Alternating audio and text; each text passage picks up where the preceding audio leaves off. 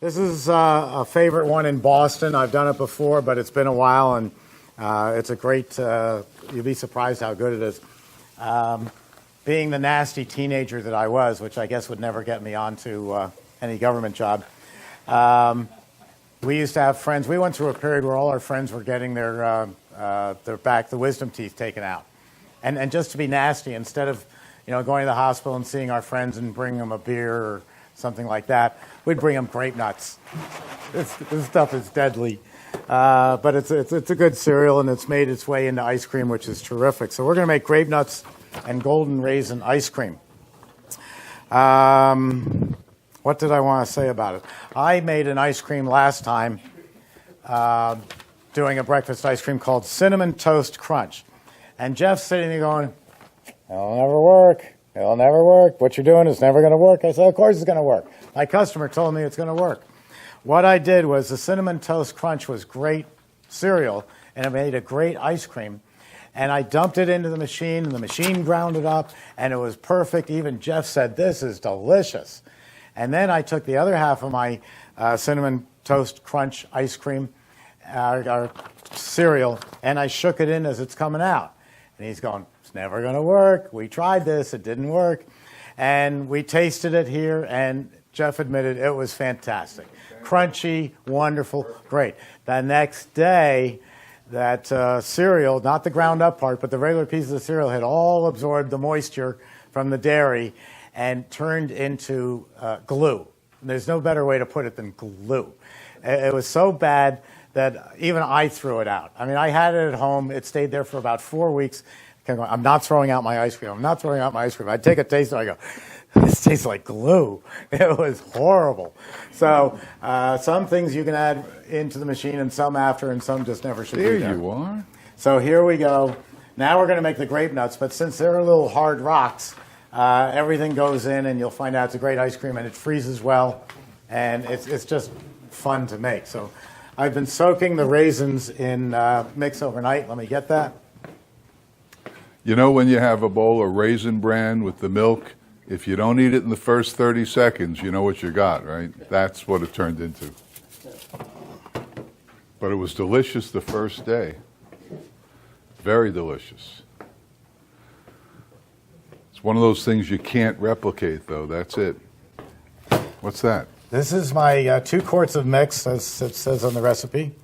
And I put the golden raisins in overnight. They will absorb the ice cream mix. They'll absorb anything and make them plump and give it more flavor. If you're making rum raisin ice cream, my uncle, who ran the business with my father, was great at making rum raisin ice cream. He always said that you take the golden raisins and put them in a bowl and cover it over with rum and let it sit for a week so that the raisins will absorb the rum. So when you bite into one, you get a little squish of Bacardi or Mount Gay or Old St. Croix, whatever.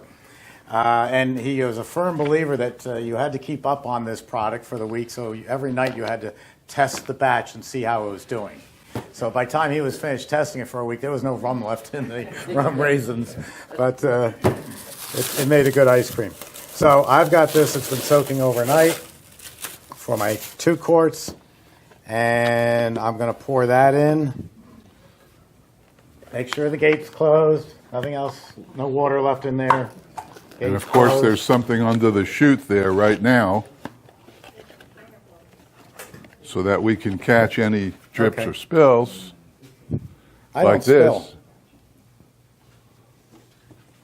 Now I'm going to have to get a spoon and get the raisins out. I don't need that. Of course not.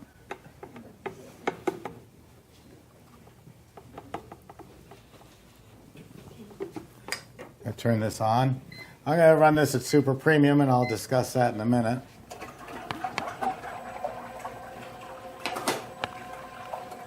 What are these for? Nothing now. They were cleaning.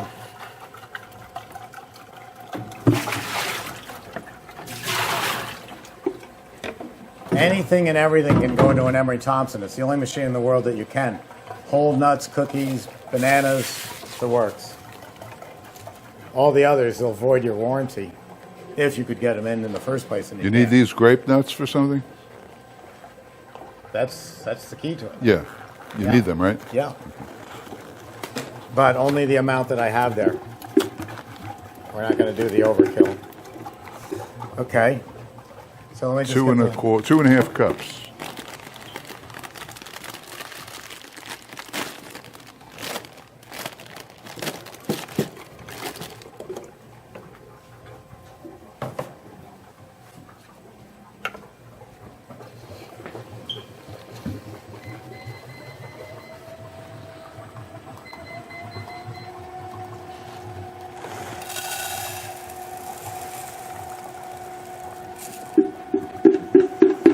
so quiet. Any questions? They're napping. That's why we should have taken the After break. the ice cream, you nap. I know, we should have taken a break to wake them up. Okay, now that's my, now I'm going to go ahead and turn this on because I run efficiency, and again, nothing's going to happen for the first few minutes. And we don't want to be like Jeff and forget it for a half hour. So here's my grape nuts, and they're going right in. What's the mix here for? I'm not using it. Okay.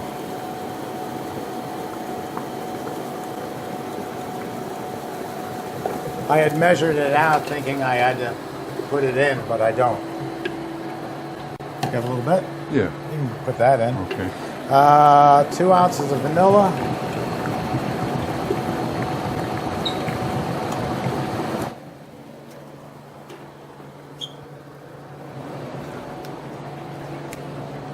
I got it. Thanks.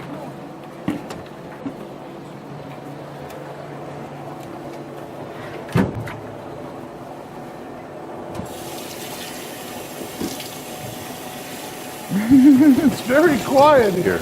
Yeah, it is.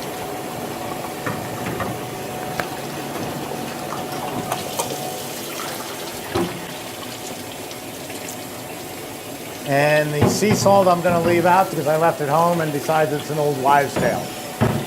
Salt in ice cream comes from when, before my grandfather invented the mechanized ice cream machine, we used this. This was the old hand crank salt and ice machine, and instead of Freon going around the freezing cylinder, we had rock salt and ice. Instead of a mechanized dasher, we had a crank that we turned for 40 minutes. So we are literally making homemade ice cream with an Emery Thompson. And in 1903, he invented this machine and took us away from this. But this, when you put it together, your source of cold is rock salt and ice.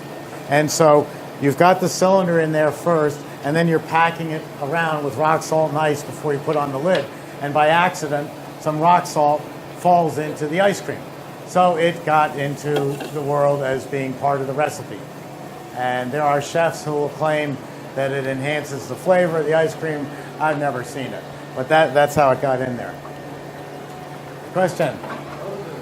How much has that machine changed since 1903? How much has this changed since 1903? Everything. The original machine was a vertical cylinder, and it had a tank next to it filled with rock salt and ice. And the pump circulated the rock salt and ice around the cylinder, which with the pump action speeded up dramatically, and then you had an opening at the bottom and the product came out. So it's the same homemade ice cream. In 1919, we dropped the vertical cylinder because of Newton's law. Whatever goes up must come down. So if you've got a vertical cylinder and you pour nuts and cookies into it, they're going to fall no matter what anybody says. You can't create a dasher or agitation to bring stuff back up dramatically. So you get a higher concentration of nuts and cookies in the bottom than you do in the top. Inconsistency. We don't want that. So we turn the cylinder sideways. Then we went from rock salt and ice to ammonia gas. And the way you know you have a leak in an ammonia plant is everybody in the building's dead. That's simple. So Freon was invented. Freon's gone through different changes. This had wood blades. We went to metal blades, and then we went to these. is how I get my exercise. I hate That's to be our new pain. design dasher Do we that's have in a all our whisk? machines. That's about 45 We used to have pounds. a whisk. And instead of using centrifugal force to throw the blades against the wall, we use heavy-duty springs. So where the blades used to have to be sharpened once a year by us, now they go 5-6 years without doing anything. Because as the blades wear, the springs still push them against the walls. And this is all handmade stainless steel. We used to. And that's what's in even the littlest machines, is this same design, only bigger. And that's heavy. Right now, they are promoting a gas that's made in Germany to replace the current Freons that are on the market. There's only one problem with it. It's propane, or it's a version of propane. And so the guys out on the factory floor who are building the machines, every once in a while they blow up because propane is extremely dangerous. They're not going anywhere with that. The term instead of Freon is environmentally friendly propellant. And DuPont owns the rights to it. They always have. And the rights run out after about 30 years. And then DuPont announces that their existing propellant is bad for the environment.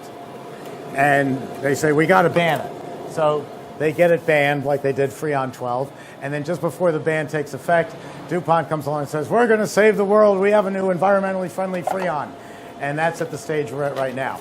Everything in the world, all your refrigerators and everything else is 404A. It'll be switched over in 10 years to another gas. And they'll be compatible, so it's not a problem. But it's a locked market by DuPont. And that's what we all use. The infinite overrun was my invention 14 years ago. That allows me to slow the drive down to any speed that I want. So if I want to do gelato, I can take it way down. I can go even lower. I'm putting less air in the product.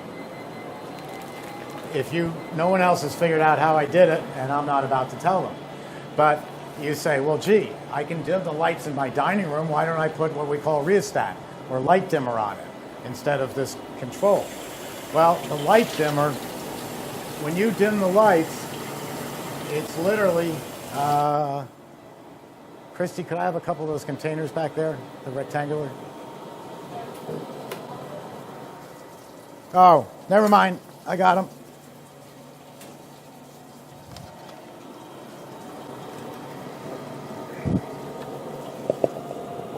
This is ready.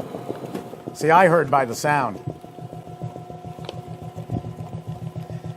When you dim your dining room lights, you're robbing power from the light bulb. You're taking the 60-watt bulb and making it 25 watts.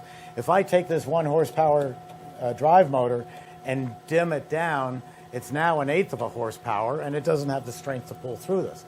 With my invention of 14 years, no matter what speed I run at, whether I'm low, high, or anything in between, it's still a 1 horsepower motor, or 3 horsepower, or on the big one, 6 horsepower. And there is my product, and that was that simple to make.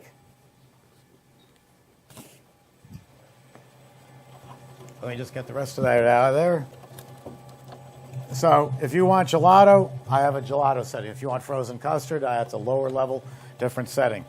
Most of the water ice products are about the same speed. Dairy-free is lower. Super premium is lower. I actually ran this at homemade.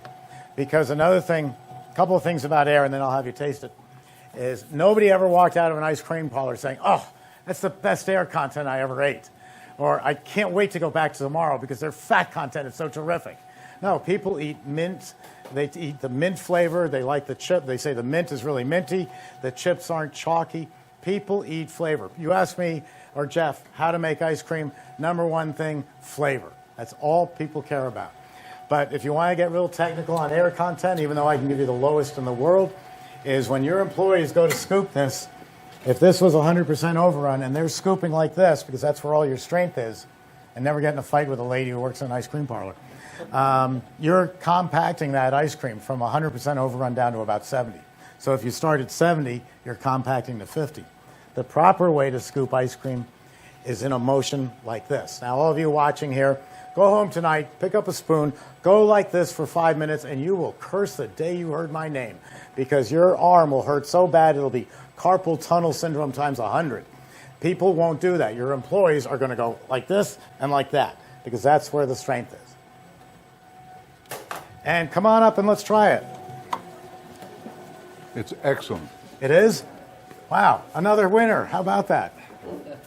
I'm 2 for 2.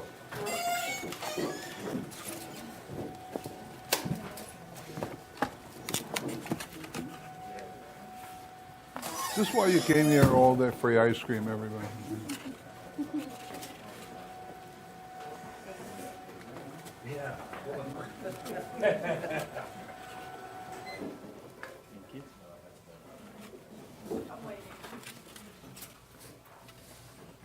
He who waits is lost.